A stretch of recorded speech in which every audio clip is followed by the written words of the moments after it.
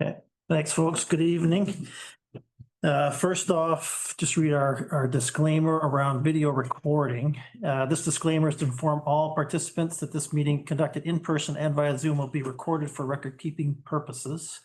By participating in the meeting, you consent that the recording may contain your video stream, including images of yourself, your audio stream. This includes any opinions you contribute. Anyone attending the recorded meeting may have aspects of their personal data recorded if they actively participate or not. By staying in the meeting, you consent to being recorded. By consenting and attending the meetings virtually or in person, participants also agree to recordings being posted to YouTube or other distribution services. Might all be famous. Armour Township is situated on the traditional lands of the Anishinaabe. Armour Township recognizes the historical and contemporary contributions of the local First Nations and the people of Turtle Island. First off, just in terms of tonight's agenda, I wanted to mention a couple of things. So I think there may be some folks who are wondering if we're going to be talking about the Deer Lake application. It is not on the agenda tonight. So I just wanted to make that clear. May come up in discussions around the planning report, but it's not on the agenda. And the folks, I can guess why you guys are here. So I assume this is for item 26 in the under unfinished business. So that you guys don't have to stay for the full meeting. If council's okay with it, we might move those items up after bylaws before we do our reports, because our reports sometimes get a little lengthy. So we'll probably move that up in the agenda. Thank you, Your Worship. First off, we have a set of minutes. Council Township of Armour approves the minutes of the regular council meeting held on July 22nd, 2025. Got a mover, Dorothy, seconder Jerry. Any errors, omissions, questions? All those in favor? That's carried. Are there any declarations of pecuniary interest and general nature thereof based on tonight's agenda? None noted. Tonight we have two delegations, one in person and one on Zoom. So Amy, you are up first for the Waste Management Administrator update. This is item 3 in your agenda package. Over to you, Amy. Everything's there in front of you. Long and short. So for 2026 capital, I would like to install that extinguisher system on the Packer. We've had 2 incidents last year where we had batteries burning in the landfill. And those could be anything from plastic cars with little batteries in them. So that suppression system will only put the machine out. It doesn't put out the landfill fire, but it does help us. So if we're going to keep that machine, I would offer that 14, I would probably round it up to 16,000 for 2026 capital. Talk about that in September. Yeah. Skid steers out again. So when we took the Packer out this year, we actually removed all the headliner, any kind of foam that was in it, because the mice love wiring. So with the headliners in these equipment, the machines, you can't tell when the mice are in there. And by the time you figure out that they are in there, you're looking at $9,000 to replace a wiring harness in your skid steer. So this is the second time over the last 5 years. So once we get it back, the headliner will be out. I'm going to reach out to a few of the pest control people to see if there's something that they can install that will emit a sound to keep the animals or the mice with us specifically out of the machines. So that's my hope. The big item for me this year, Wendy goes back, Rod goes back, and Jerry goes back with Jason all the way to 2005. So it's a bit of a hit for me to say goodbye to an excellent consultant that's been with us all these years. His wife is going through some stuff, so he wants to take the time now. So mid-September, I'll be coming back, probably the September meeting, with an RFP for monitoring and sampling. Questions, comments? So, no? Good. Do we know, sorry, do we know if any of our neighbors have a consultant that they would recommend, we could at least make sure they get on the list for circulation. So I did have a few that I was gonna reach out to. McMurrick recently put out for, like last year, they put out an RFP, they had no one. So they actually reached out and got a really good one. So I wanna make sure that I send to them. When the ministry inspector was in and visited us, he had a list that he was gonna submit Oh, good. to me, so that I'd have a plethora. Yeah. So. Okay, I'm still dealing with the circular materials. We sent off our resolution saying that's not okay. Come back and try again. We'll wait and see. So this Friday, I have a webinar again with circular materials. They're now laying out the metrics for what a small business will be acceptable in our residential material in 2026. So they're giving us some wiggle room. We just gotta see what it is, and then probably have a chat with Berks Falls to see if it alleviates a lot of that curve as well. And we might just be able to blend it together and not have to worry. So more on that later. So we did close early yesterday for the boys and girls after 5 days of extreme heat. We shut down an hour and a half early, didn't get a whole lot of flack this time around. Part of the reason after 5 days of 32 degrees, we also had a mattress truck. Our second load went out today, and it's the skid steer, the forklift, and the third person moving mattresses for 3 hours. So that was here's a little something else. So just so you're all aware. And then Dave and I have been working on some health and safety stuff. I did get the quote back, and it came back a little bit higher than what I expected. Dave and I haven't had a chance to talk about that, so maybe we'll come back on that after. So other than that, I have bag tallies and billing. Oh, some other stuff that came up while I was after the report. The federal government is starting to look at single-use plastics going into landfills, and there may be some reporting coming down the pipes in 2026. So I've got a lot of reading to do on that, and if you find to figure out how you measure something that is they're forcing on us. So one little question in regards to the Packer rebuild, the complete rebuild. not just the chassis and the cattle. Okay. So health and safety. So we're good for another 10 years? We are. It seems to be working really well. Okay, good. Better than buying a new one. No, that's not happening.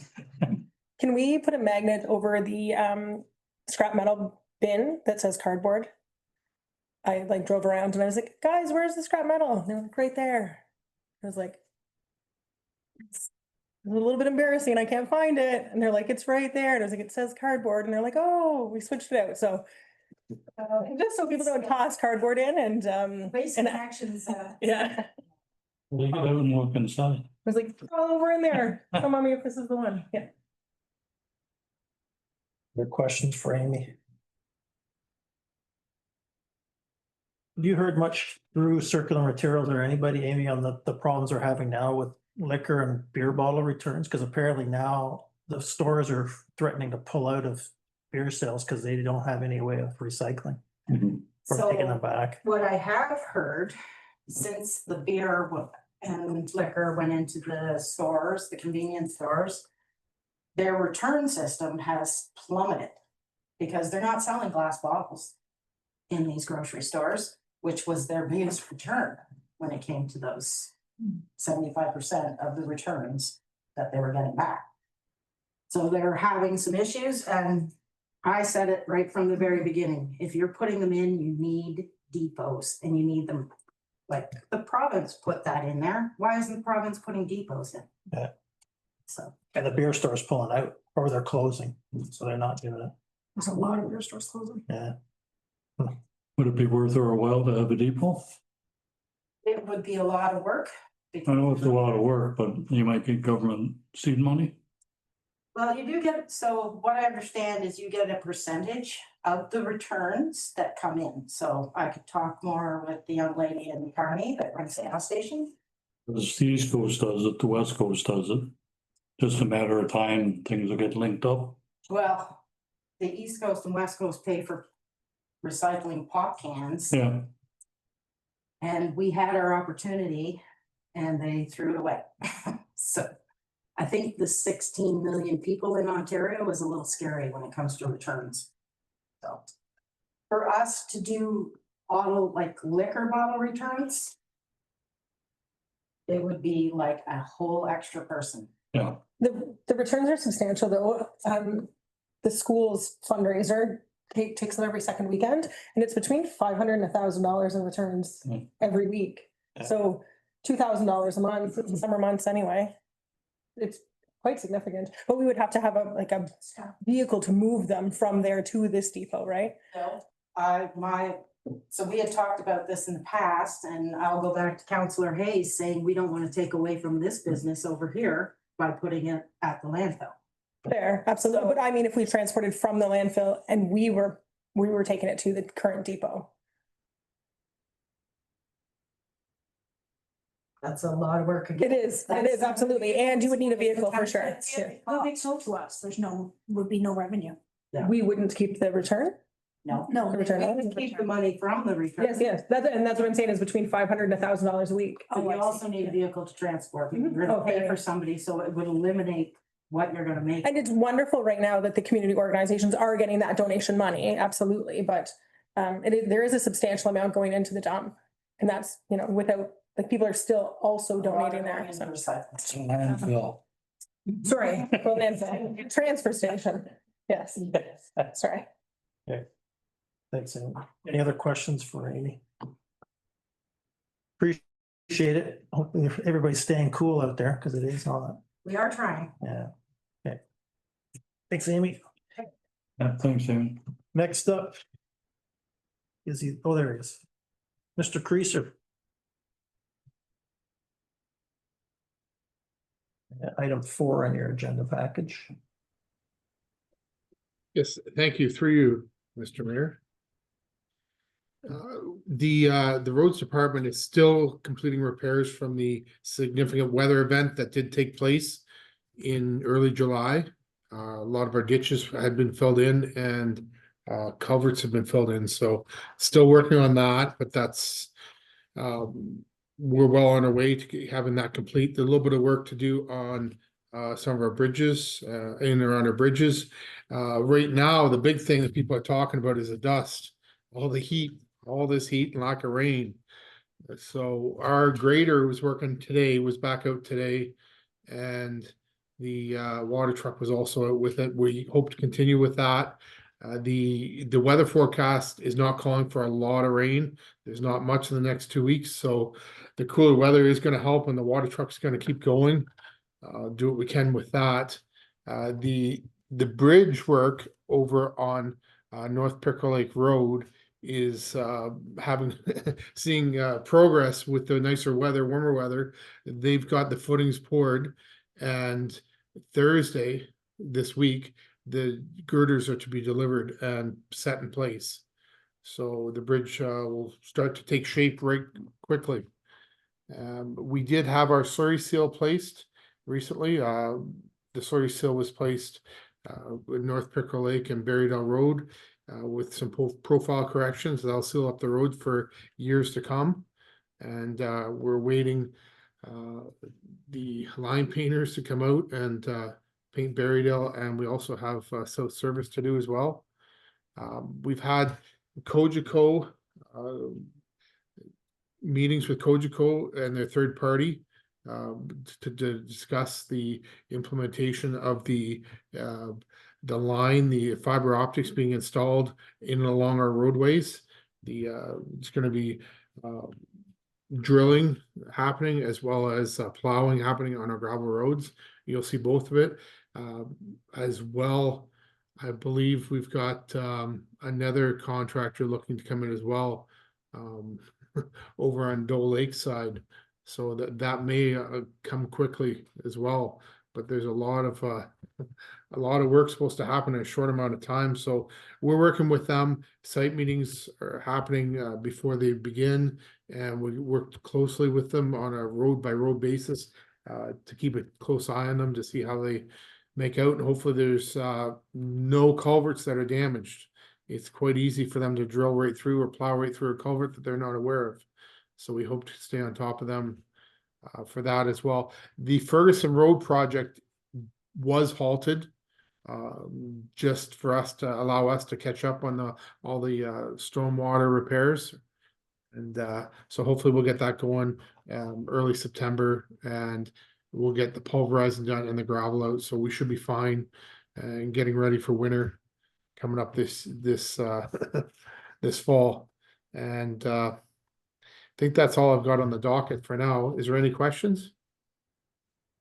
Questions for Dave? So Cogeco's been pretty good, Dave, in terms of staying in touch with you and coordinating like road work and. That they have. They've been Yeah. polite, respectful, they're a contractor, and there's a meeting at each road, and they're gonna show me examples before they go into the road. It's they don't give you a warm fuzzy feeling when you hear about all the things that are going on with them, but I think we can work together, and they can stay out of our way and we'll stay out of theirs, and hopefully stay out of our way going forward. I know there is fiber optics in Ferguson Road, and we're ditching along that. We've come across that at the bedrock where they've covered it. They've chiseled out the rock and covered it with concrete, so the fiber optics actually protected, which is nice. We haven't hit any of it yet. It's all been lower than lower than our ditches, but it is in our ditch, which is problematic in the future. So keeping it close to the edge of the road, it should keep it out of our ditch and out of our way in the future, except for culverts, new culverts, but existing culverts are supposed to dive down underneath them, supposed to. So we're working along with them to ensure that they do that. And if that's the case, then it shouldn't be too painful to have them in our municipality. We're a little different than the surrounding townships. Some of the surrounding townships are putting it right in the ditch. The bigger municipalities like Seguin and that are doing the same as what we're doing. That's the first thing that they told us is, yeah, we're falling in line with the bigger municipalities. So I think we'll be fine with them. Excellent. Good progress. Okay, anything else for Dave? Just a comment, the ditching that you've done on Pevensey Road is excellent, Dave. That grade all's done a wonderful job. Well, thank you very much. We hope to get this all cleaned up for many years. I think it's going to save us a lot of gravel down the road and a lot of grief for the ratepayers. I think they'll be happy with the drainage. Yeah, Excellent. well, I'm looking forward to not having to drive on Pevensey Road every other day. Won't be long, Wendy. Okay, thanks very much, Dave. Appreciate it. Thank you. Good night. Good night. Okay, next up, we have a list of accounts. Council Township of Armour approves the August 2025 accounts in the amount of $1,104,996.83 for payment, and the mayor and treasurer are hereby authorized to sign checks for same. Seconded. Sure. I got Wendy. Who do you have a second? I had Wendy second. Saw the hand go up before I heard the voice. Questions on the accounts? It's a big month. Mhm. It's the month after Heritage Day. So the Enbridge gas one, Dave, that was for based on the agreement that we already had. Yeah, and you will see another one popping out because apparently there was a miscalculation on Enbridge's side, so we're still under budget from what we originally quoted, but not as under budget as we originally thought we were going to be. And that all was away. We have some funding coming in for that too, though. We do, yes. Other questions? Okay, we have a mover and a seconder. All those in favor? We could pay the bills.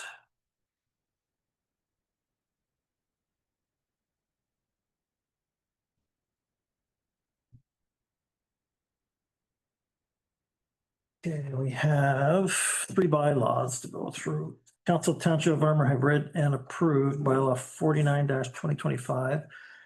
Excuse me, being a bylaw to enter into a site plan agreement with Daniel Bowering and Leslie Katerick with respect to part lot 17, concession 5, PSR 1997, part 3 and 42R-8352, part 2, fronting on the 3 Mile Lake and known as 943 Relative Road.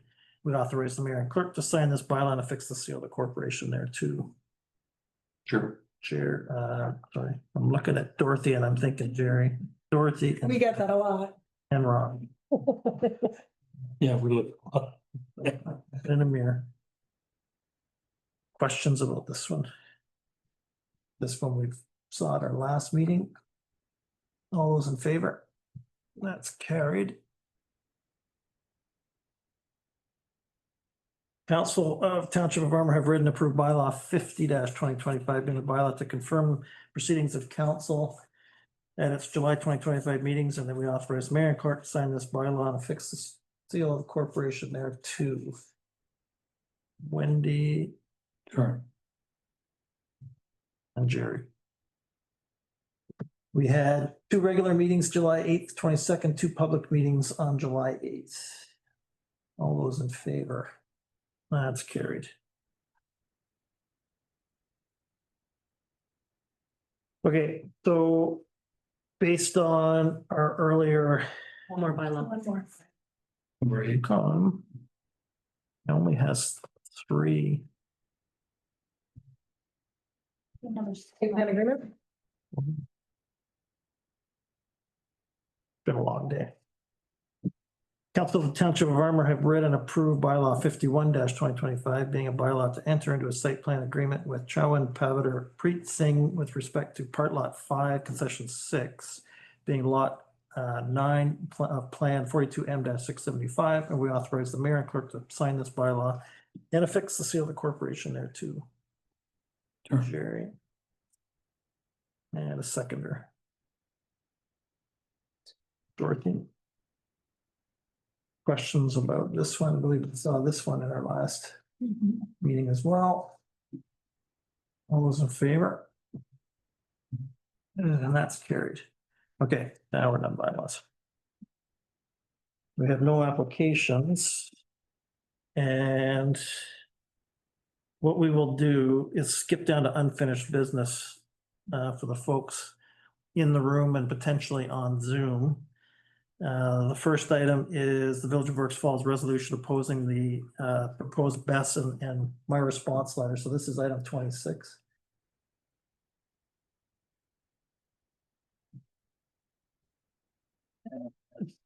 So just gonna find the other portion of the resolution.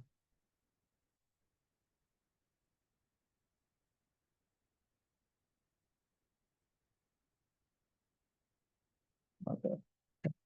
So my concern about the resolution that was put forward was, there were a few things, but most of it had to do with the preamble that was included with the resolution.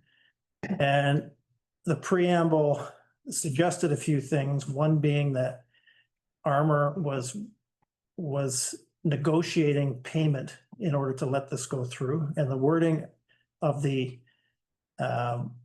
preamble to the resolution read as such, making it sound as though we were essentially waiting for a payout, which I took offense to on behalf of Armour Township. We have not had any kind of negotiation with Solar Bank. There is a community benefit fund is part of any application that goes through, but this is driven by IESO. It's not driven by us, and it's not driven by Solar Bank. So Dave and I met with Denny and Mayor Hope to voice our concern about the way that resolution was passed. When you look at the wording of the resolution they put through, there's really nothing wrong with it. When they reworded it, it's not that big a deal. But as I say, in public notes on their agenda package, there was an assertion that Armour Council is just waiting for a payout in order to put this through, and that I can assure you is not the case.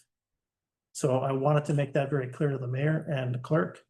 And I want to make it publicly clear to anyone who's listening or in our minutes that we have no intention of being paid off by anybody. The unfortunate part of that statement was also the fact that earlier in the preamble, there was a mention made of some of the angst that's been created in the community.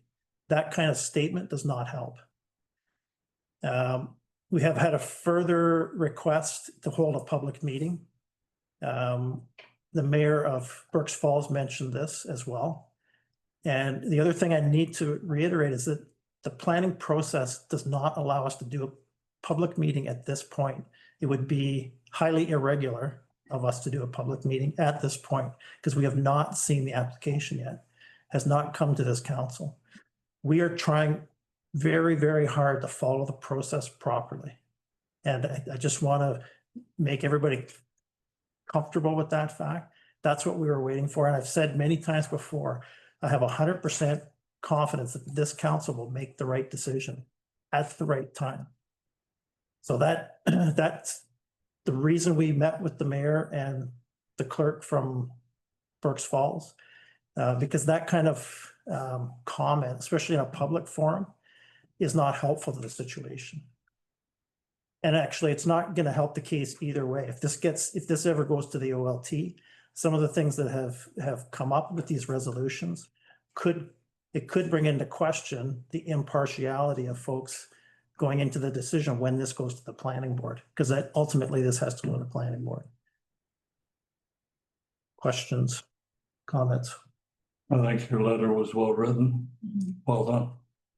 So in their resolution, it states the council of the village of Berks Falls, together with the residents from surrounding municipalities, have expressed strong and united opposition. They don't actually speak about their own ratepayers. So their council and other municipality residents. I find it unfortunate that rather than letting us speak for our residents or our residents speaking to us, they've made a resolution to protect our residents. It doesn't show that they have any faith in our ability to speak for our residents.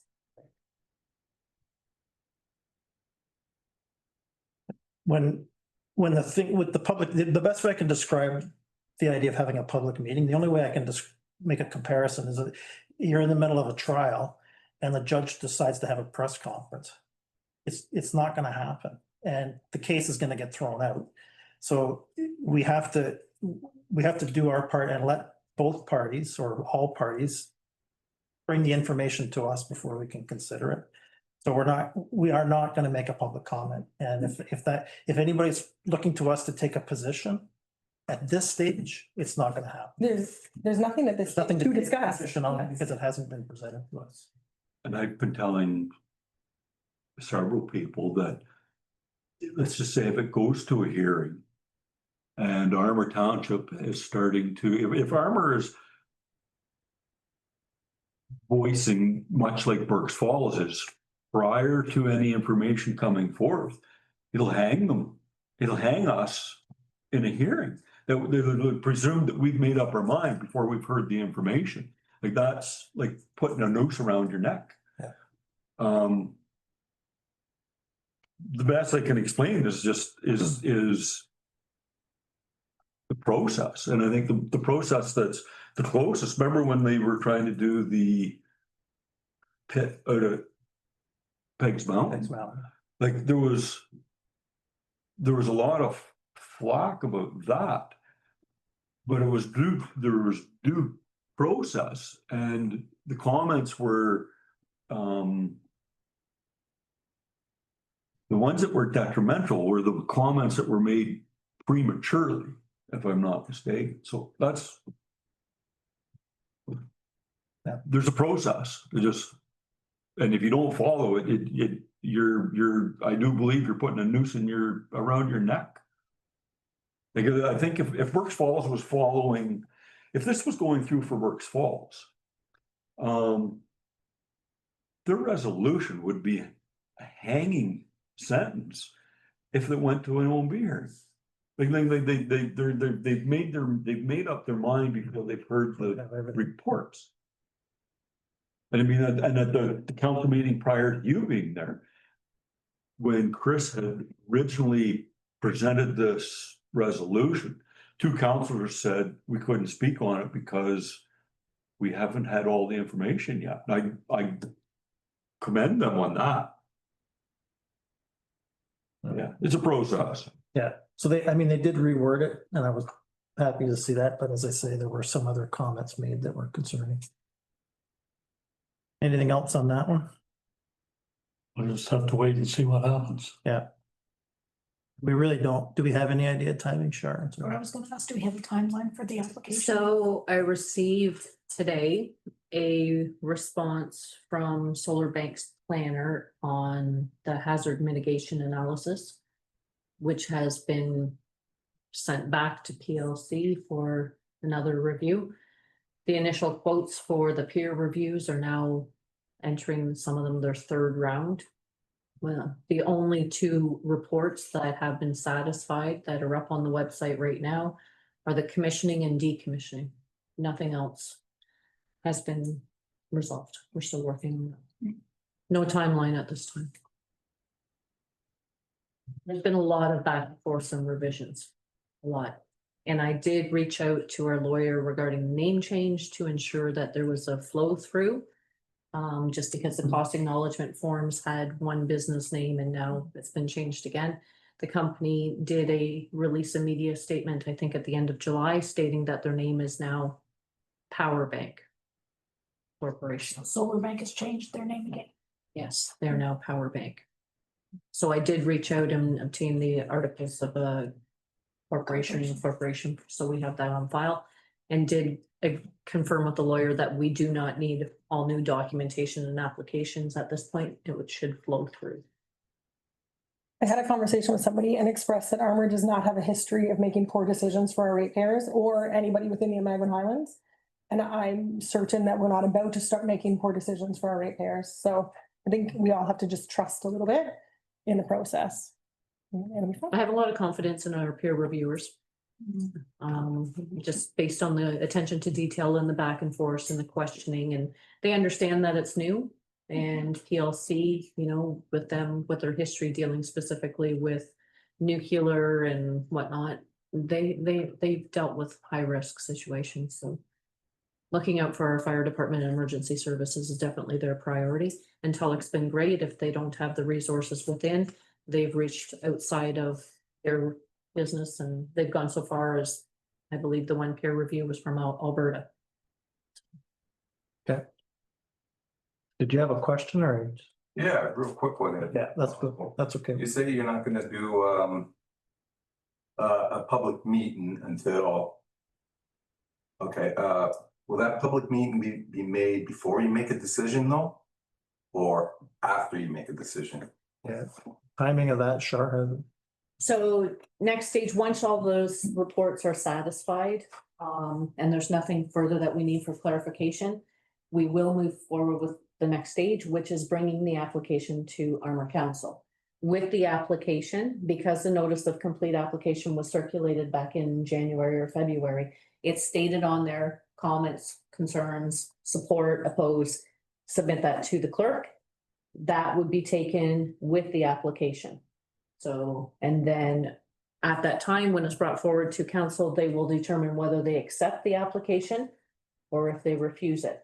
If they accept it, it moves forward with me forwarding the file to the municipal planner, where we will set up a public meeting.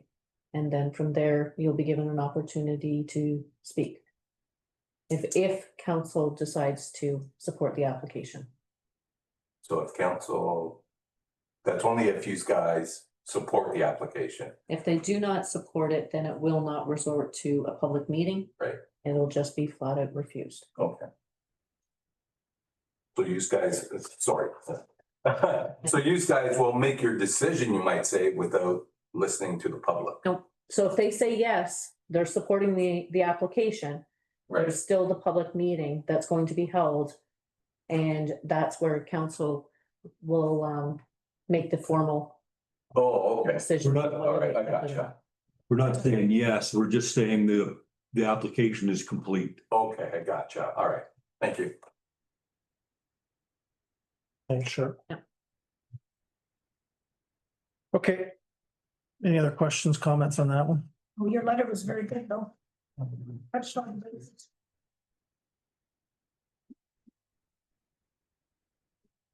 Okay, we'll zip back up, I guess, to our reports, back up to item 9. And we have the planning.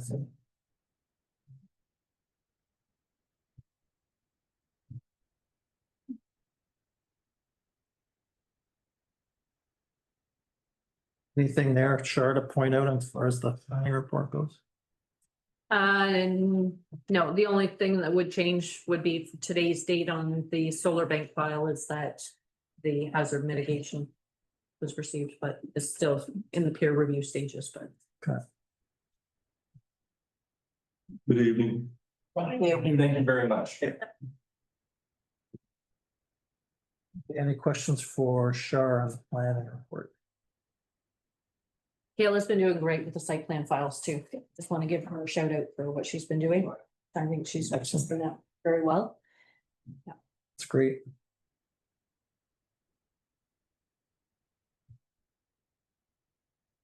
Item 10, building permit report. Any questions to feedback to Kayla or Doug on this? I take it we don't have any stats from North Bay, Mattawa yet, eh? So when we were discussing our, no, was the short answer.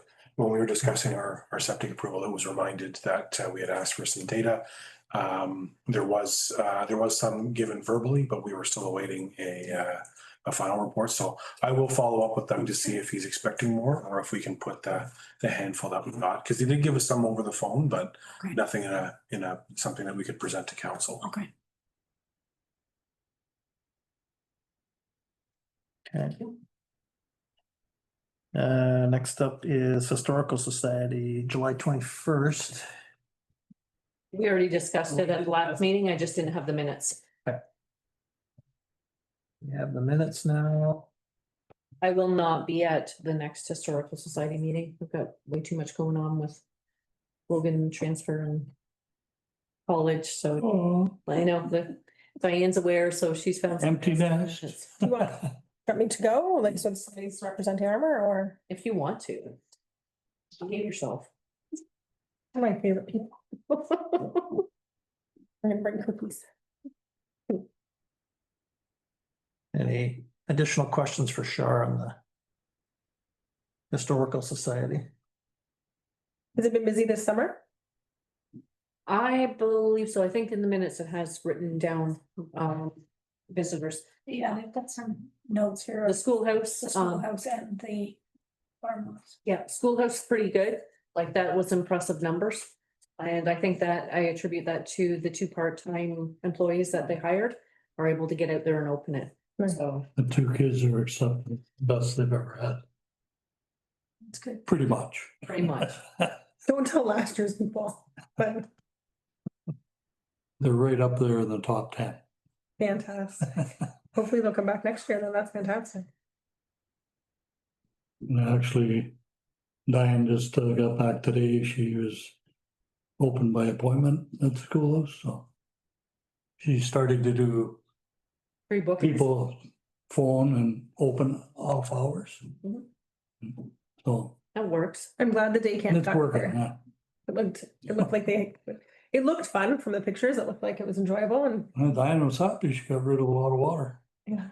That is, she was active and we had two 10x10 tents. The 10x20 was destroyed at Heritage Day. But the 2 10x10 she put up on the day before, and then we had that torrential rain and they were flattened like spiders on the lawn. So we have no canopy tents. I tried to remove parts to try and make 1 out of 2. I don't know whether I can do that or not. I'm trying, but So when they discussed his Heritage Day, the only thing that they asked is that next year when Danica does the rentals, that for tent rentals, that she includes a canopy tent for the Historical Society. They will pay obviously for it, but it's just not worthwhile for us to invest in a 10x10 or a 10x20. well, it's- They can't do it. But they shouldn't have to pay for it. It's part of Heritage Day. Well, we'll see. I mean, they can contribute some. I mean, they're not, it's for a tent rental, it's a couple $100, but it's just finding the volunteers to do it. And what we found was with Heritage Day, our group are seniors and it's very difficult to do. They took it down a little early without help. And it broke. Oh, try. That's what happened. Do we know anything about the barn coming down? I have enough Not yet. on August. Not yet. You know, okay. Maybe I'll dovetail in just a quick note that we hope to have the remainder of the facilities installed at the Red Building tomorrow. So water heater, toilet, just to finalize that project. So that has been moving along quite well. There've been a number of subcontractors that have had to go in to change little bits and pieces, but by and large, finally, it is progressing. You did a good job. One hell of a mess. It's it's chasing. Yeah, I won't go there. Yeah. We're getting there. Enough said. Yeah.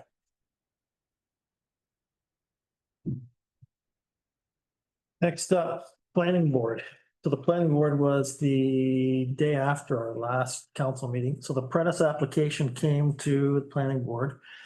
We started early. It was about an hour and 15 minutes. Lots of input, fair amount of question. But in the end, the application, along with all the other ones that came later, the Prentice application was supported. There were a couple of questions from other planning board members, which were interesting and actually led us to change a couple of conditions. They questioned the need for the 1 foot reserve, given the fact that we have backlot controls in place already. So they were concerned about who would own that 1 foot reserve and how complicated it would get in terms of trying to track that down over the years. So that condition was actually removed and a couple of others were changed. In the end, we had 24 conditions on the application. So it's a significant, there's 3 years, because it's a subdivision, they have 3 years to satisfy the conditions, but it's still a significant amount of effort to get through all the conditions. But the planning board they certainly went through the material and they were engaged and asking a lot of questions. So it passed in the end. The other thing that came up in the meeting, which I actually forgot, it didn't come up in the meeting because I forgot to put it on the agenda with everything else going on. Kearney has recently requested through the municipal affairs, housing and municipal affairs, to pull out of the planning board. So that's they passed a resolution at their council meetings in July and they've officially sent the letter off. I have no idea what this process looks like in terms of timing. If MMAH grants it, I assume it's going to be months before that would ever happen. And there'd be some discussion. It's unfortunate that they've decided to do this.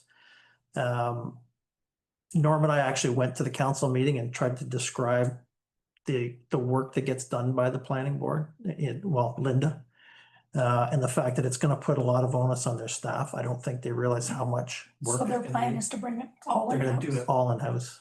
Is that not what Magneto does? Did they not withdraw within the last couple of years? How long did It's been a while. So I don't remember Magneto One being in our planning board. So it's been a while. Okay. Plus they were in another board. Oh, okay. It might have been in Maybe in the one. Central Almaine. They're not in one now. Yeah, they. I didn't know where they were before. Yeah. So, we'll see where it goes. At this stage, it's status quo because they haven't officially been allowed to pull out yet. But it was just unfortunate because we're actually making some progress on some of the challenges we were having.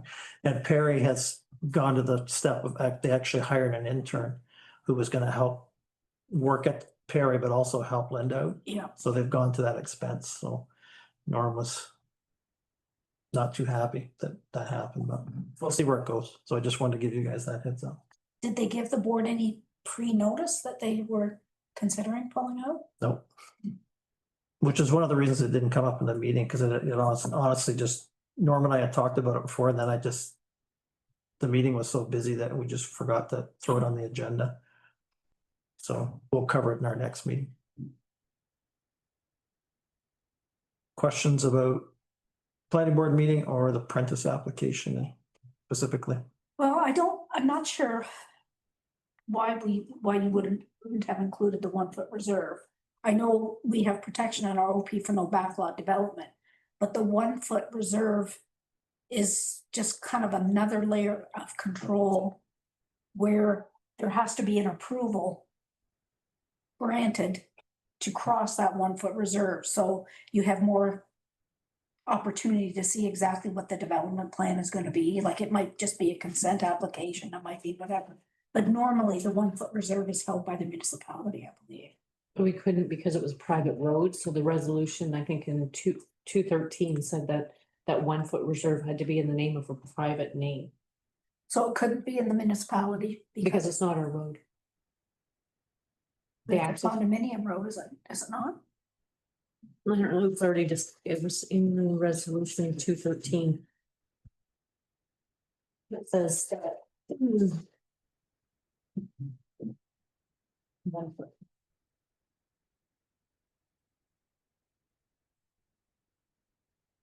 $213.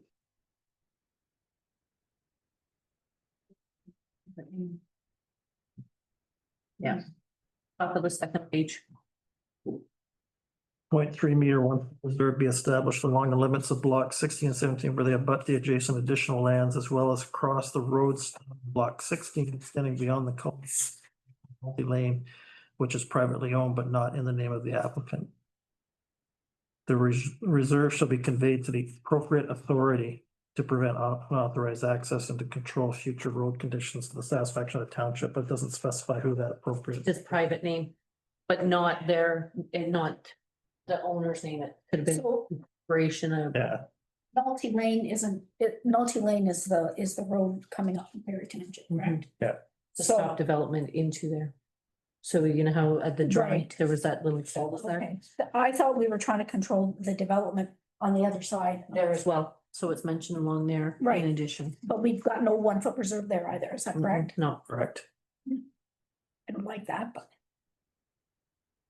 Okay, but it was difficult because Lanny actually brought it to our attention that it's privately owned, so how do you enforce that? So Bob looked into it and put was that road not gonna be a condominium road through the plan of subdivision?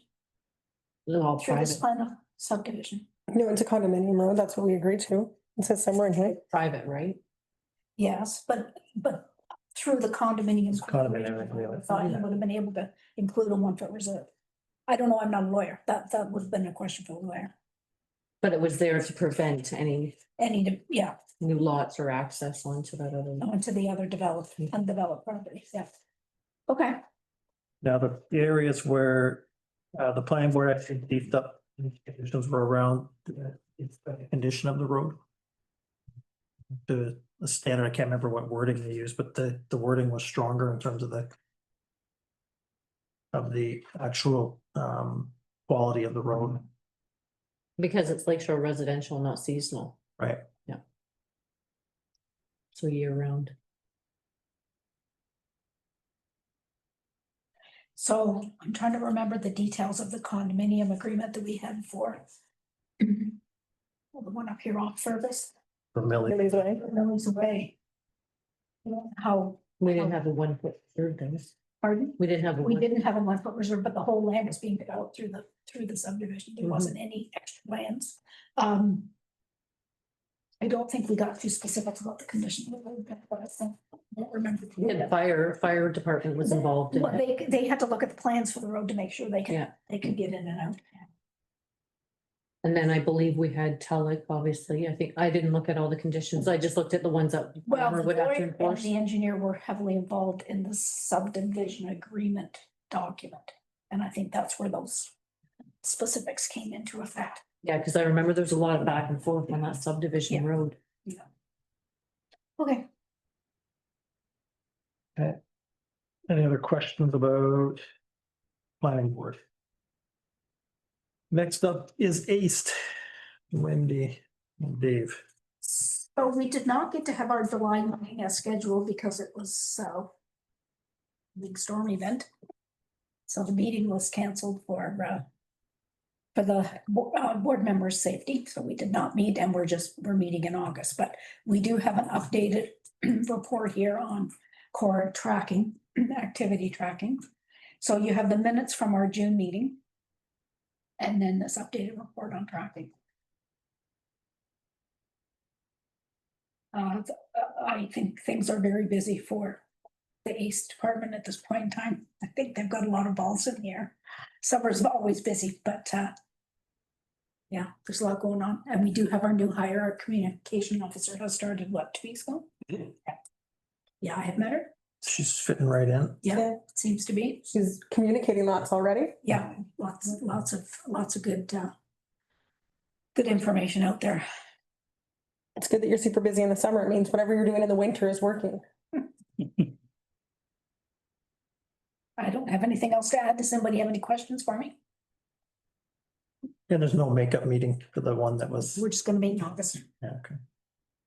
I mean, we're still going around and round about figuring out what a good funding formula would be that will satisfy everybody. I don't think we've quite landed on anything quite yet, but hopefully we will get there soon. We hope to make that a priority into August and September, so we know where we're gonna land. Yeah, be nice to know what the future looks like. It's very hard to plan when you don't know what parties are at the table. The speaker for the Red Gala will be very interesting. Yeah, Avery's amazing. Yeah, I've seen her. I'm not familiar with her, but the content sounds. So she's presented in the region before. We had contracted her to come to speak to social media marketing on a shoestring budget. One of the most well-attended workshops we've had. I've seen her at provincial level conferences on a number of occasions. Very engaging, very relatable in terms of how people are using, providing the information in a way that people can digest and absorb. AI and tech can go really quickly over a lot of folks' heads, and she has a way of bringing it down to the ground in manageable and meaningful ways. And it's going to be in style. It's exciting. One of the things that I would, to that note, I would say that I would give a lot of credit to the team on is engaging a lot of our member municipalities. So we are in office now 1 day per month. Hopefully after a council meeting, just to get a sense of what types of projects are on the docket locally and where opportunities may exist for ACE to provide some supports and benefits. And of particular note, tip of the hat to Courtney, she's working with a lot of staff to illustrate ways where additional value can be sought from ACE for things like grant writing and getting us into support program development in various capacities, recreation, you name it. And in a lot of local projects is another area, and staff reports are being created to say, here's where we may be able to assist. So there's some documentation that goes along with that. And I would say that, in as few words as possible, it is a great step to really firming up relationships while also driving home the value of ACE. There's a whole history lesson as to why I'm kind of proud of that as a way we're going. I'll save you all that, and you, Charlene, from not having to write that in the minutes. But there's a really great story behind all that. And I've been a broken record in saying that all of the successful projects are great, but it's the relationships that we have with our partners regionally that continuously bear fruit. And there's been a lot of investment into those relationships recently, and understanding the priorities of all of the partners and shareholders involved with ACE. So your report includes McMurrick, Monteith, Village of Burks Falls, and South River, and I believe last month the report included Sunbridge and. Yep, and Strong. Were you not in both of those offices? yes. So there's and I mean there's projects that or there's action items in the majority of those municipalities, and follow up that is being taken on. So without getting into a lot of the specifics, there's significant projects in a lot of areas, and actually they had helped support a couple of items for Armour as well, such as the ongoing community consultation process that just got kicked off there early last week, with some support for that. So yeah. Yeah, I have to say the team do an excellent job of following up once they've done these visits, and following up to make sure that, that they can support where the support is needed. So it's working out really well, I think. It's always it's an excellent thing to watch a staff member carry the vision of what it is that we're trying to achieve into municipalities and to carry things forward. Again, a big tip of the hat to Courtney for all of the work that she's doing on behalf of all regional partners. Great. Questions for Dave or Wendy on the ACE report?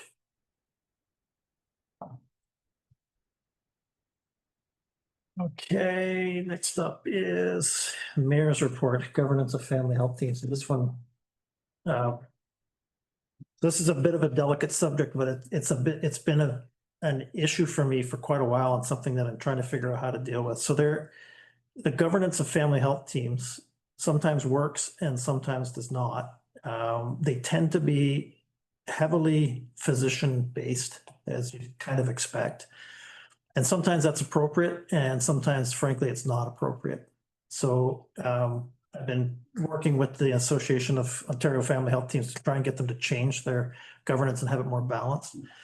They were working towards that, but there's a lot of pushback, and it's been difficult to get anything going. But my point is, the board of a family health team has nothing to do with providing clinical services.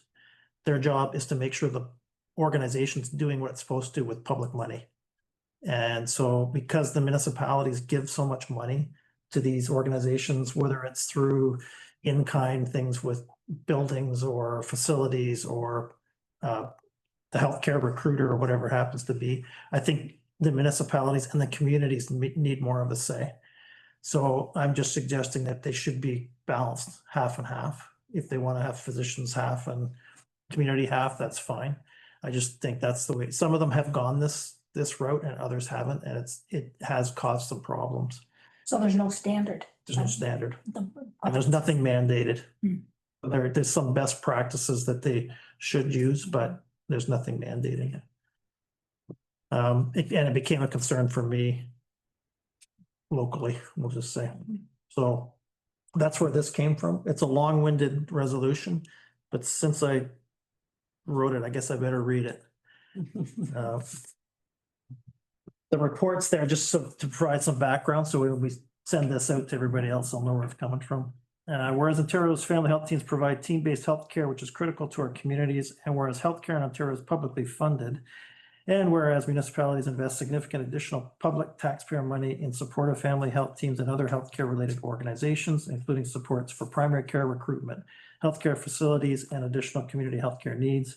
And whereas the governance models for family health teams in Ontario do not follow mandatory standards, and whereas governance models are designed to ensure appropriate representation, transparency, and guardrails with respect to potential conflicts of interest for the organizations they represent.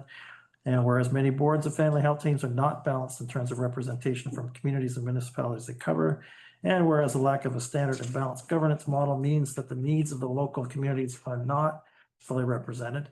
And whereas the province is directing the primary care action team through Dr. Jane Philpott to ensure connected and convenient healthcare across the province, and whereas family health teams are crucial in the delivery of the mandate of PCAT, now therefore be it resolved, the Council Township of Armour urges the province of Ontario to implement a standard and mandatory governance model for the boards of family health teams across the province, which ensures that community members make up 50% of the overall board membership, to ensure appropriate representation for communities which use and support healthcare in their local area. Yep. Jerry. Seconder. Questions? Could you read it again? I knew somebody was gonna ask. All those in favor? That Okay. makes total sense. That's like the makeup. Some problems in this.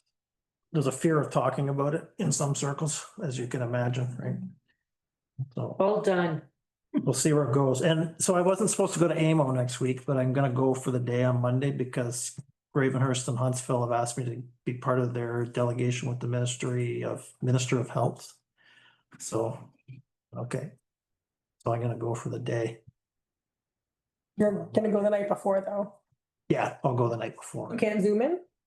No, no Zoom allowed anymore. No, you don't, you want. No, when you're presenting, yeah. Yeah, gotta be in person. I just thought today, I was like, is it too late to go? And now I have reason to, but I probably won't. See how it goes. Email the one Well- that's doing up a slideshow of municipalities in the area. Is that the one? One of them's doing a present. I think it's Amo. I sent 2 pictures because I Oh, emailed is that right? just from Heritage Day, you in a dunk tank and you in Heritage. Much appreciated. Thank you. I'm definitely not going now. Really like, huh? You? Saw you in the dunk tank. That's funny. Well, I guess I'll find out next week. It's you on the stage doing the introduction. Okay, not me. Apparently the email came to me in like June and I probably went to Dave, didn't come to me. It's not me in the dunk tank with my arms hanging off the bar and afternoon. I did have one of you, but you weren't smiling in it, so I gave you the other one with you on the stage. Okay. Dorothy had that big dot outfit on, so Wow. I'll see if I can find the pictures when I'm there. I have more if you guys.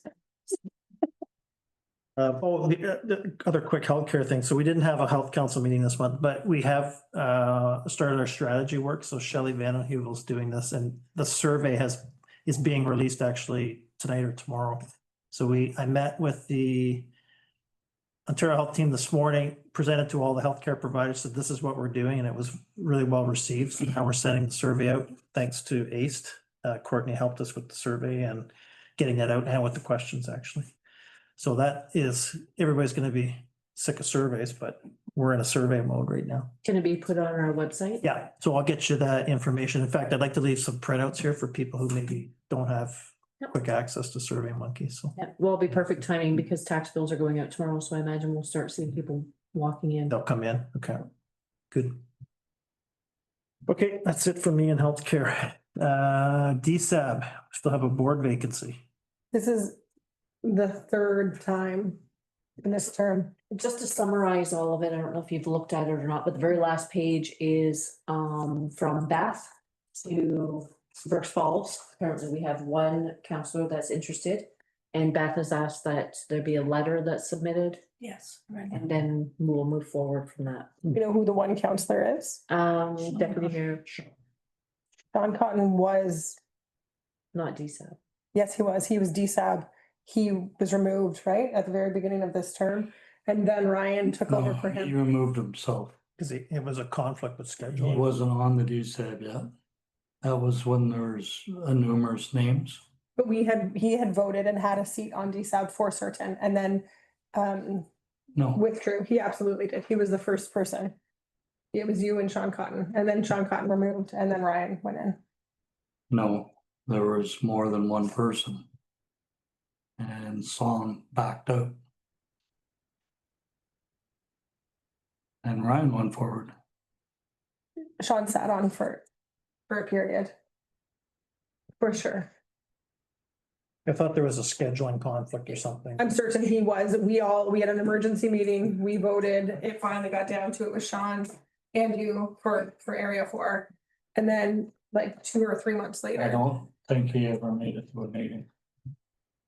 like there was, this is I this, don't think he ever went to a meeting. No. but he definitely already held this position. We all went around and decided once that it would be Sean and then it was changed. Whatever, Can we have 2 from the same municipality? not wise. I did put that inquiry out to DSAB. Just because there hasn't been a lot of interest from other councils and I didn't get a response back. So that's enough. Okay. Just based on the fact that in between that. I received the email saying that Sean was in, so. If I hear different, I'll let you know. I am certain, like I can go back and notes, I'm certain Sean was the final choice with you. So the Village of Berks Falls is gonna consider this on August 19th anyways. Falls Council hasn't supported Sean at this point yet. From what I read in the slip. That's right, it's just the express interest and by the sounds of it, it's the only council member in the Yeah. area. So let's wait and see what happens. But Jerry, as it stands, can they hold a meeting? Cause they had, We're having a meeting Thursday oh, are you, okay, okay. and very sound in person. So you'll just be short one member. Just short a member, Yeah. yes. Okay, It's not uncommon for people to drop out. All it does, it just makes it harder to make quorum sometimes, Yeah, and makes it a little harder for people to tell everybody what's going on too. yeah, you don't get the word out because Yeah. it's not like you're going to every council. No. meeting. Yeah. But Okay. So we'll wait for August 18th for their meeting. Okay, 14th, 14th. right?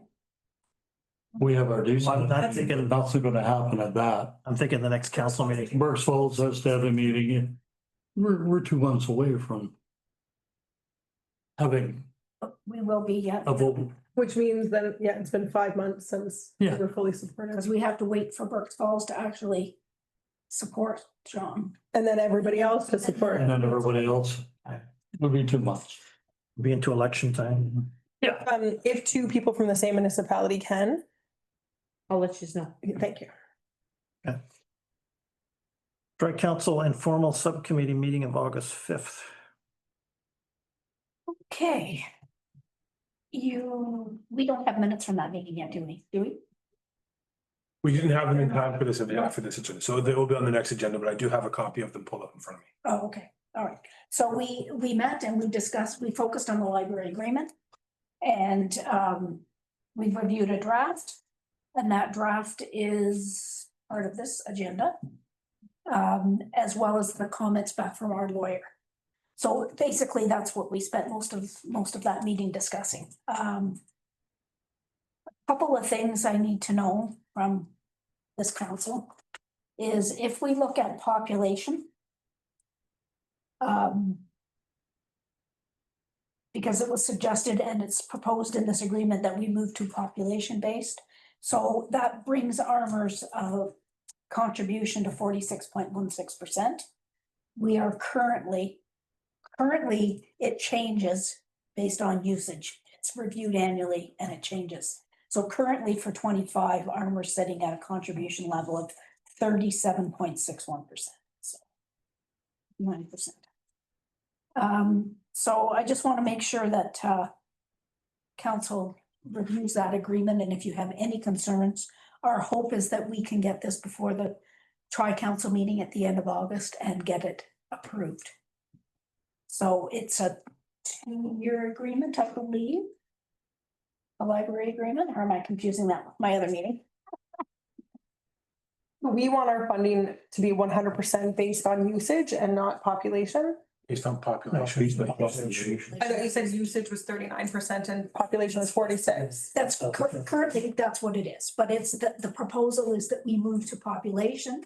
Population is what's in the libraries mentioned in the act, Mhm. and that's a very common. I think that would be like my preference, and just because our ratepayer doesn't utilize it doesn't mean it's not provided for them, so it should be paid for based Right. on population.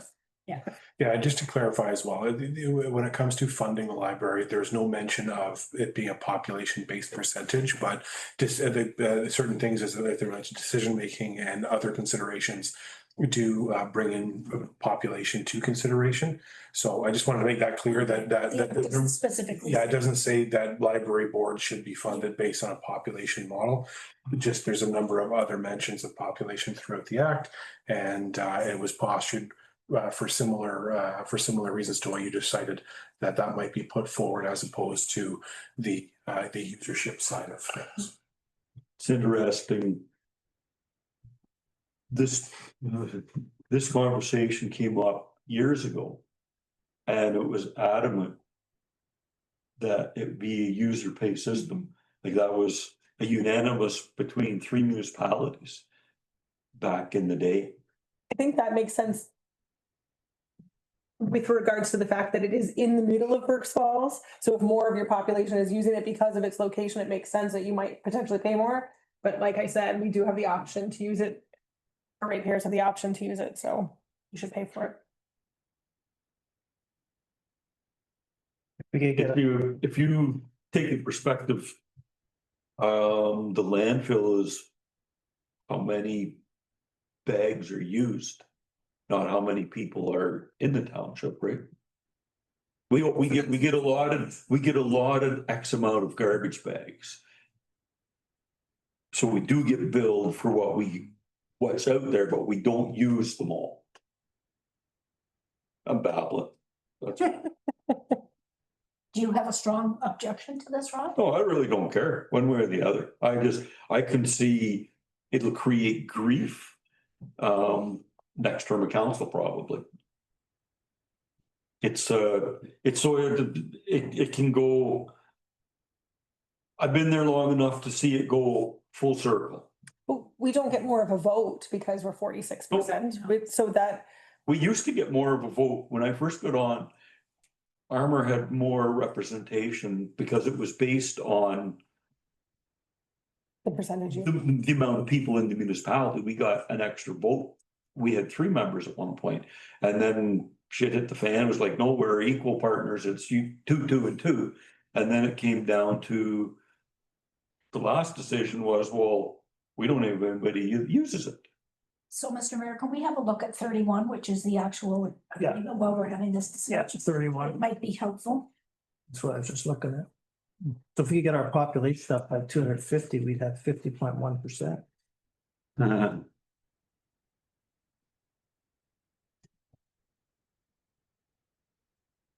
We're looking at, so the community members drops a little bit, that,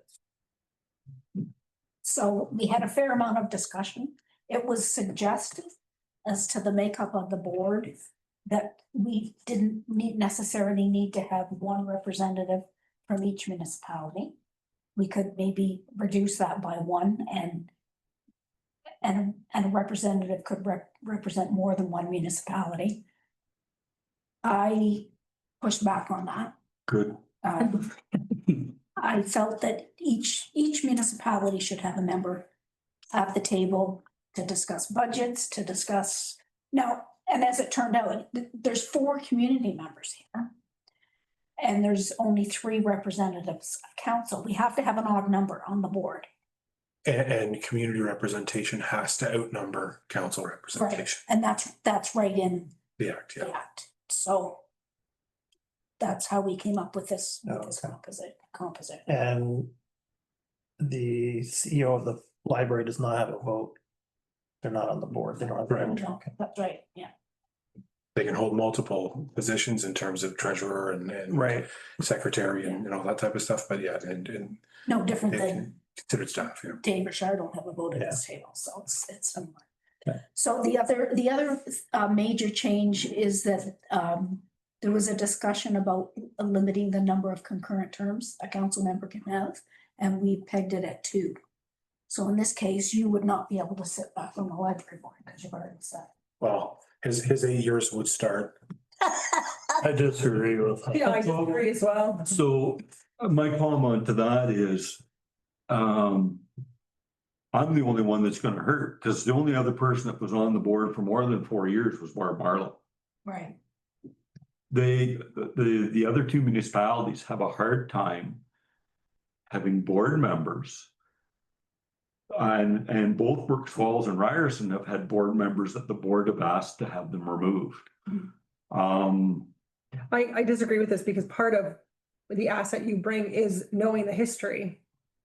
So, Yeah, I can see it both ways. I think they felt that it would be important to have some new ideas and that was a good idea to. 2 terms is 8 years. we can also I won't be on there around the then, but it just, ideas to Rod and Rod can represent them at the board. Yeah.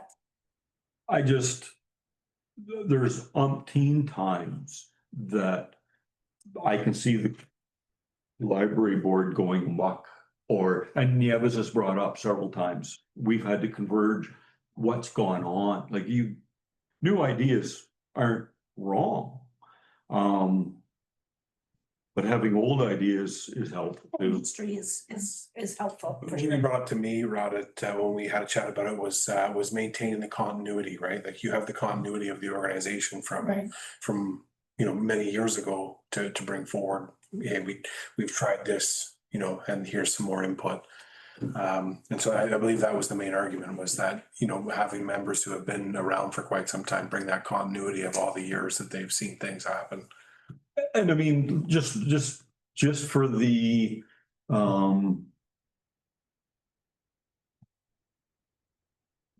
the dynamics of the board, just I smiled because I can remember what it was. And then I can remember all three councils saying, that's not, we're not doing that. We need representation as, and then shit hit the fan because, well, there's a hell of a lot more people from, well, it was Ryerson wanted to know how many ratepayers actually had active members. And then it was deemed, okay, we're gonna base it on active members, who pays for it. They mean it, I have no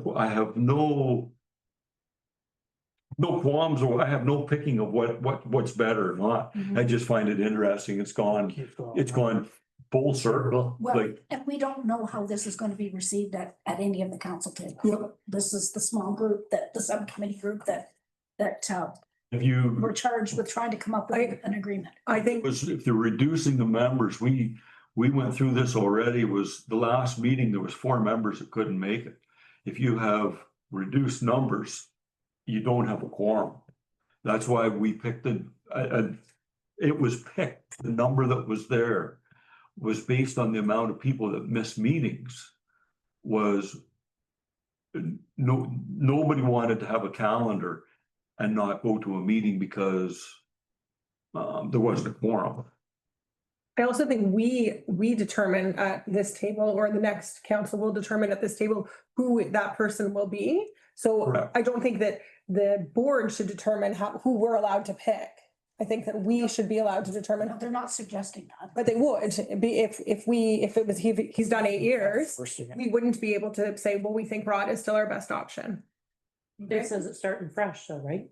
New agreement? But just a good example is usually what Dorothy said. Let's just look at Burke's Falls. Let's just say I was the only council member still on council and you've got 4 new members. You're gonna put somebody back on the board that doesn't have a clue what's going on with a group of people that don't have a clue what's going on. All new members, yeah. Of having an only board. Mhm. And we did discuss trying to prevent that from happening, but the logistics of trying to get that into the agreement were Well, yeah, what we discussed was staggering staggering. members with council members. Members at large with council members, so the members at large come in 2 years after, the 2 years into the council, right? So that there's overlap. And that's unfortunately not allowed in the act. The term is Term of council. term of council. Yeah. For both. So is there consensus at this table that you do not like to see this, the wording about the, Out the door. So remove the wording regarding. Rod Blakelock will be Armour's representative Forever. until Rod 12 more years. Blakelock is no longer. I find it humorful because the only person it's gonna affect is me, or could possibly, like, if it was worded. this is gonna be going forward, so you would have another 8 No, I know, I still find it, like, the only person, if this had been 8 years ago, I'm the only person, like, Burks Falls hasn't had a member there consistently for 3 months. And I think we could make that, we could make that determination. If somebody from Burks Falls is there for 2 terms, we could then say, oh, somebody else from Armour is going to do it because they're established. But it shouldn't be in our job, like, it shouldn't be our rules that we must change regardless, right? So yes, take that out, I think. I want to see you on the board in 2035. Yeah. Then that will support that. And the other thing that's of note to Armour here is we're suggesting that we give the library board a year to deal with taking their own accounting back. So that's written into this agreement as well. So whether that's in-house or whether that is that contracted services. So whether they want to deal with it, yeah. Yeah, so that'll, no offense, like, I mean, it's been helpful for when Armour's been doing this, but with the board, that is gonna have to be, the budget's gonna go up. Yeah.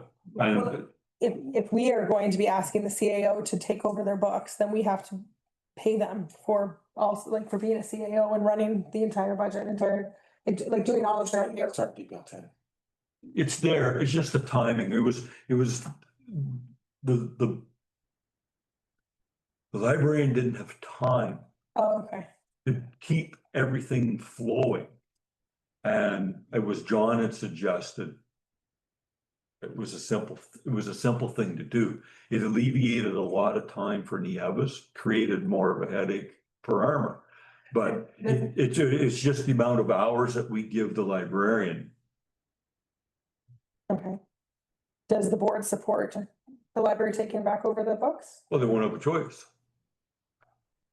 Okay. It was just, but I mean, that's what the solution to that will be hiring.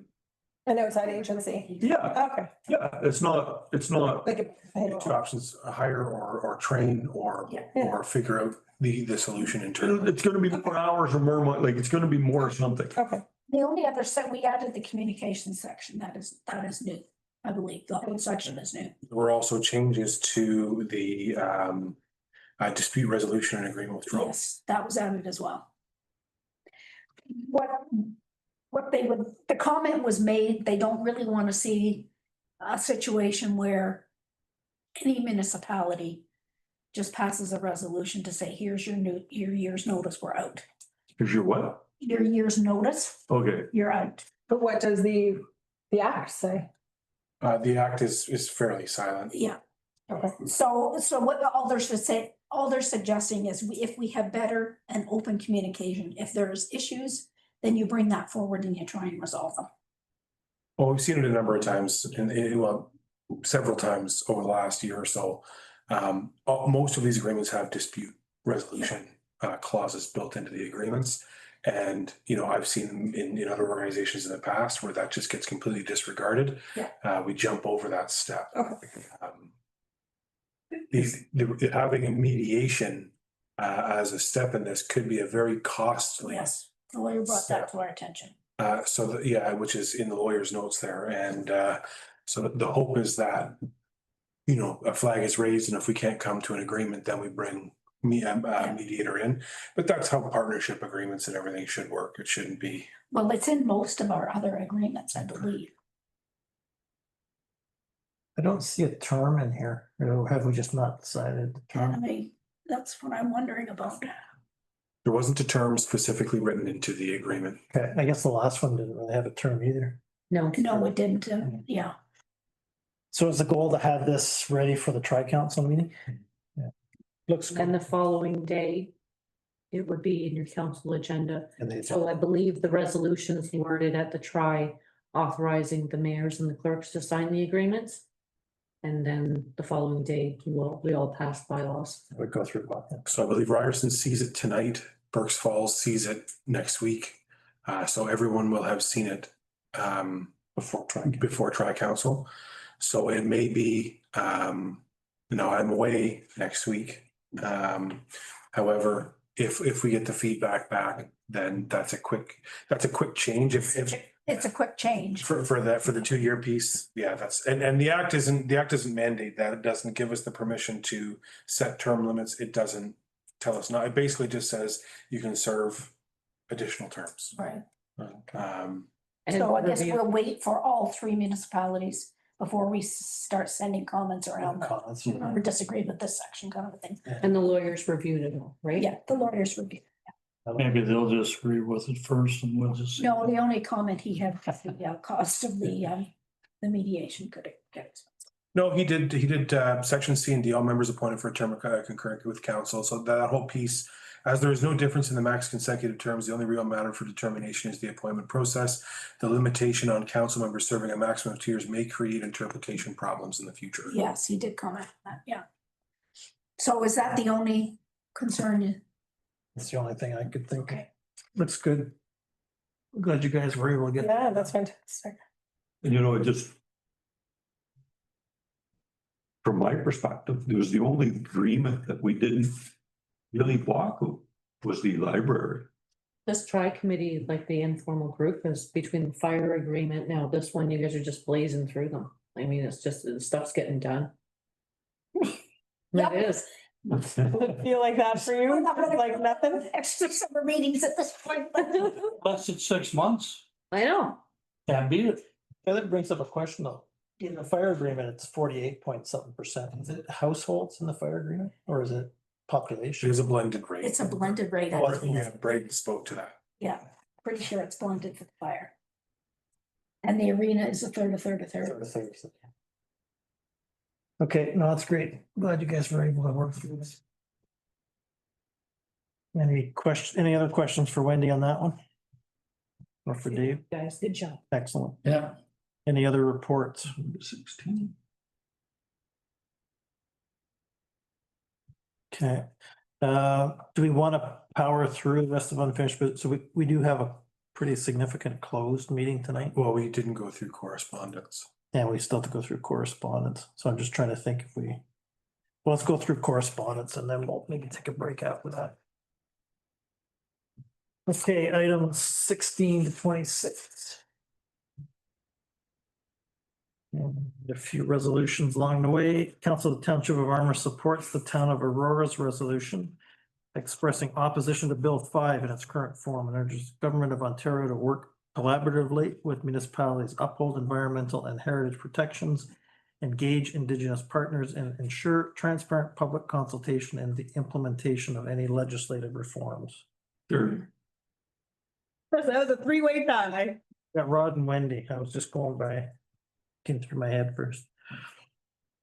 Questions? All those in favor? Carried. Wendy.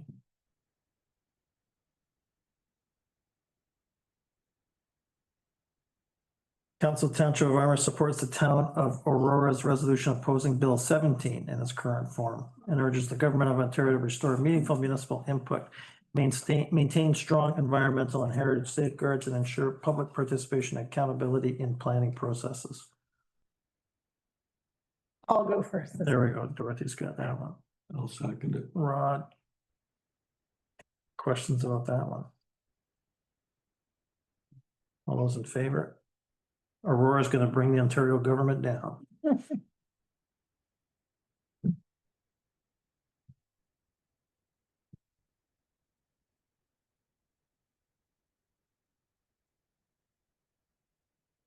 Council of Township of Armour supports the Township of Nairn and Hyman in opposing the transportation or placement of niobium mine tailings at the Agnew Lake tailings management area, and urges the ministries involved to conduct a transparent, science-based, and precautionary review of all disposal options, prioritizing public health and environmental safety. Interesting. That's Dorothy. Where is this? Somewhere up north. By Minisene, is it? Okay. Okay.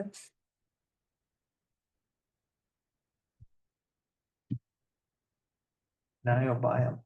Be interesting. That doesn't sound good. Do we have a seconder? Sure. Jerry. All those in favor? That's carried.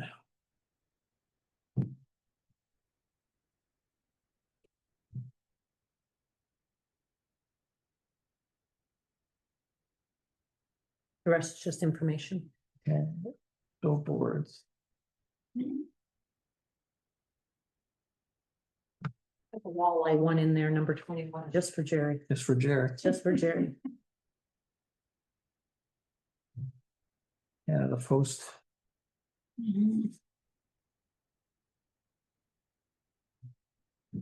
Okay. This one is for later. Okay, so we have done item 26. We have 3 more items under unfinished business, and a bit of new business and then closed. Do we want to break now? They're doing good. Keep going? Keep going. Okay, let's get through unfinished business at least. 26 is done, 27. Village of Burks Falls resolution supporting negotiation of circular material change notice. That was the one that Amy had put together. It's good. Have we seen any more supporting resolutions on that one that you know, sure? That's the one Amy had put together about circular materials. No. Yeah. No, I think she was just sending it to circular and the Oh, partner. just here. Okay. I thought it had gone more widespread. No.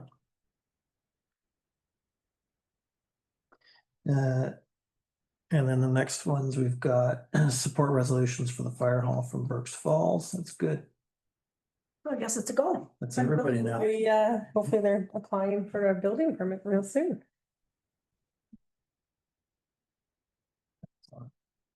Industrial Park Highway 520, guess this is Dave's. Yeah.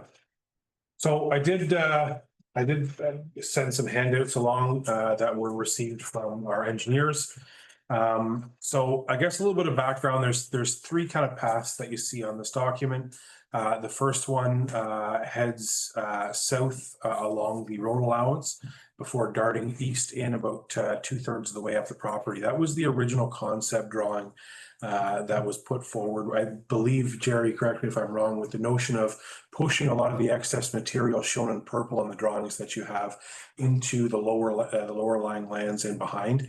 So we had a number of, I think people around this table have seen probably about the 7 or 8 different concepts for this piece of property that I've seen. The approved entrance from the Ministry of Transportation was driven along southerly along the road allowance, ending with a turnabout, again, just a little bit further than where you see the road jut east. So the real challenge with that the challenges with that are twofold. Firstly, roughly 100, less than 100 yards into or 100 meters into the property, there is a hydro pole right in the middle of the road allowance. That is a 2-circuit power line, very costly to move. And we can't go around. So may I ask why hydro was permitted to put a hydro pole on road allowance? Is that standard? They do a lot of it. Sometimes it's at the edge, sometimes it's in the middle of them, but Oh, Joanne. I thought we had some correspondence with Hydro back in the day, and they did agree to probably move it, but I'm not sure who was paying for what. It was a long time ago. Long time ago, and I don't think the fellow that I spoke to at Hydro One would have seen that noted on the file.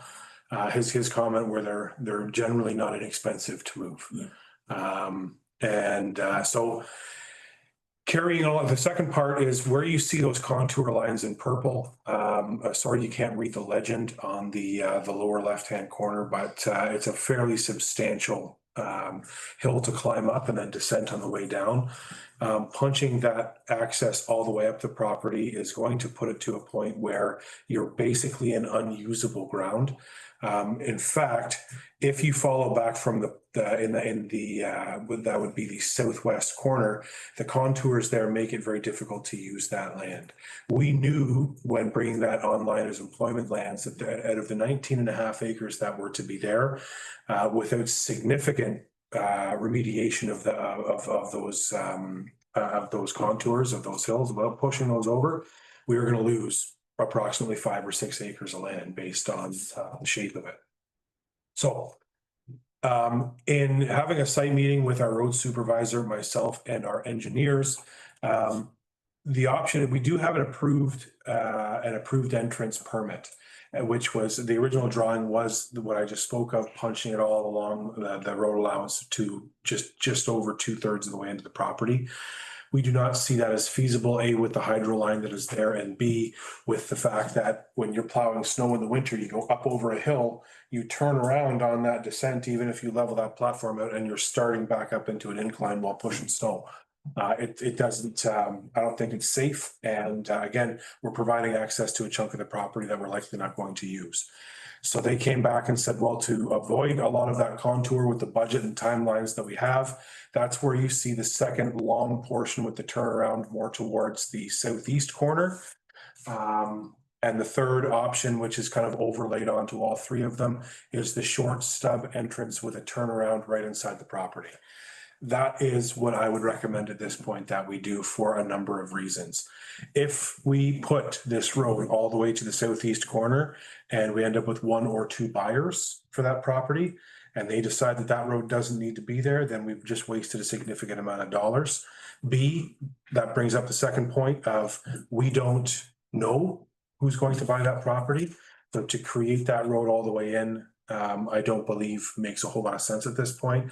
And the whole idea of opening up that road allowance was to get us off the highway, to finish that permit and enable people to drive onto the property, to view it, to allow a place to park trucks if there's, or, you know, D10s or floats or tractor trailers to work that land and to assist with development. We don't have a way of getting onto that property right now. There was an entrance pushed in back in 2017 within 6 months of the permit being brought online. And that wasn't finalized because the whole property sold shortly thereafter. So work was started. We're going to finish getting that. I propose we finish getting that entrance put in with the bulb at the end of it. And then we can take that further off as lots get sold. So just this, right? We would just. Makes sense to me. And stuff Is like that permit Okay, still that makes sense. when enacted? Because work was started within 6 months of getting it, that was brought up in my conversation with the MTO. Had work not been started, they could pull that permit. Yeah. We would like to stick as close to the original plan as possible, as again, changing it, deviating it, coming up and over, or changing the way in which we access Highway 520 could lead to traffic studies and so on and so forth. So the notion there is just to allow potential investors to get off the road to get into work the land. That makes sense. Yeah. Somebody might come along and say, we want 12 acres. Mhm. We'd be like, And if that, and if that does come to pass, depending on the 12 acres that we divvy off for them, that could change what we do with the road. And if that investor comes in and says, no, we'd like to have access and come all the way back here, we're gonna bring in the earth movers to move the earth, Yeah. then they can push that back in and we can have areas set off. But otherwise, that unusable land could be used for things like drainage, for stormwater management, and so on. Gravel pit. We have the money to do the short one? The stub? Yeah. Yeah, in fact, because the original permit was gravel, like that's not going to be paved. Right. I think that was pretty much done. Yeah.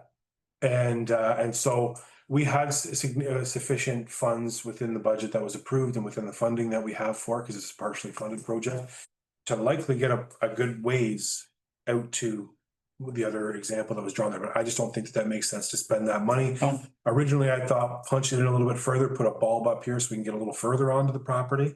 So that's up for discussion as well. If we wanted to go to where that kind of first division or lot line is, then we could do that. But again, the more we do now may hamstring us as we go to No, do this this. makes sense. Seems silly when we have no idea what the intent for the land is yet, so just. We'll have a couple of medium leads. Yeah.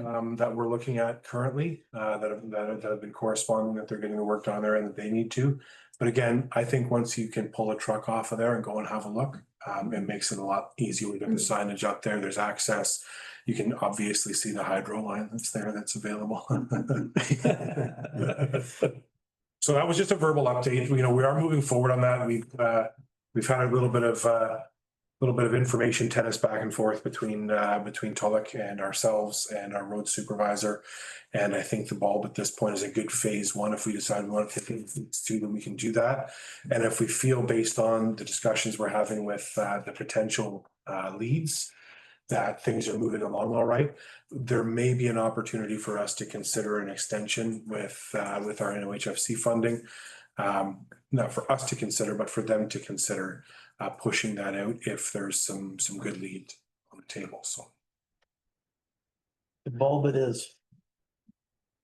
Do you need a resolution or are you bringing something back? we have a resolution to move forward with the plans. I don't know that necessarily that Okay. we I had want to make sure that you have something. Is it regarding called the the access. no. Okay. Well, no, we had it in a resolution to pursue the We just direct them. the entrance. Yeah. At, I don't think it's specified. Do the short and sweet.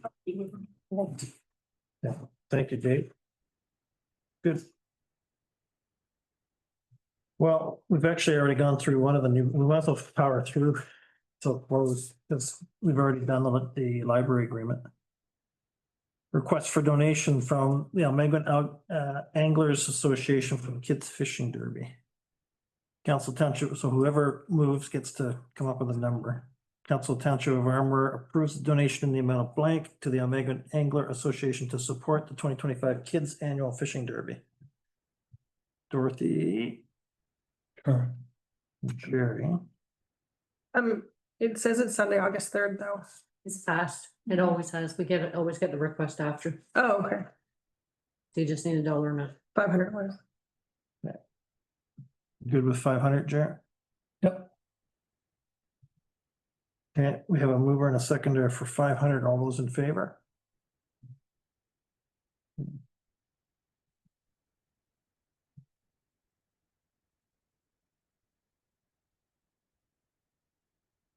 And the last one is the River Hub.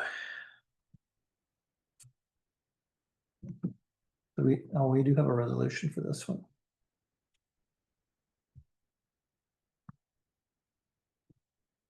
Okay, whereas Council of Township of Armour recognizes through their official plan that the environment, including the Magnetawan River, is the most important natural resource in the township.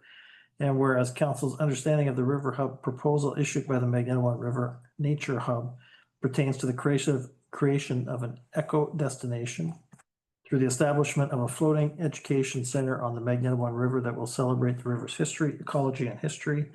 And whereas Armour Township has adopted the 2018 Elmagam Highlands Regional Economic Development Strategy Plan, which recommends that regional partners maintain and expand recreational, sports, and cultural opportunities.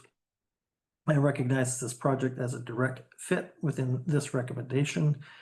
Therefore, be it resolved, the Council of Township of Armour hereby declare their support in principle for the proposal and express their intention to collaborate where reasonable to support the development, promotion, and use of the River Hub facility. Council recognizes that many aspects of this project will require significant financial support and encourages suitable funding organizations to strongly consider supporting this project. Dorothy and Wendy. All those in favor? And that's carried.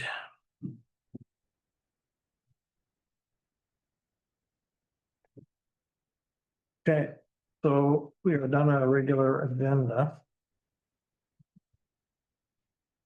Council Township of Armour hereby moves into closed at 8:41 PM. And that's per section 2392B and E of the municipal act to discuss personal matters about an identifiable individual, including municipal or local board employees, and litigation or potential litigation, including matters before administrative tribunals affecting the municipality or local board. Moves from Jerry seconds, in favor.